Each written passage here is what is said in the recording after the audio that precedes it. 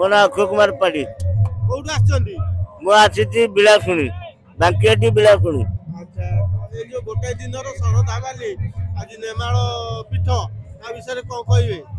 ନେମାଳ ବିଷୟରେ ଯୋଉ ଜଗନ୍ନାଥ ମହାପ୍ରଭୁ ଯୋଉ ଆଜ୍ଞାମାଳ ଦେଇଥିଲେ, ସେ ଆଜ୍ଞାମାଳ ଯୋଉନେ ମଉଳିଲା, ଏ ସ୍ନାନ ପୂର୍ଣ୍ଣିମା ଦିନ ଆଜ୍ଞାମାଳ ମଉଳିଲାଙ୍କୁ ସେଇଥିପାଇଁ ହେଲା ନିମାଳ ସ୍ଥାନ।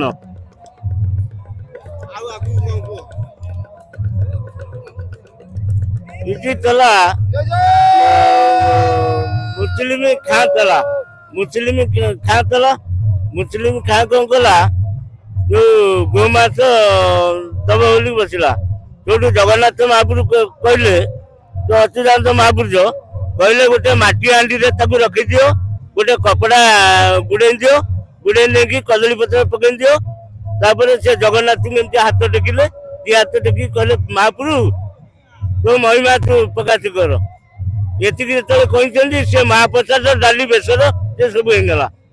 ସେଠୁ ଅଚ୍ୟୁତ ଖାଁ ପଠାଣ ଆଉ ତା ସ୍ତ୍ରୀ 2 ଜଣ ଯାକ ଆସିକି ନମହି ଗୋତରେ ପଡିଲେ। ସେଇଥିପାଇଁ ନିମାଳ ହେଲା।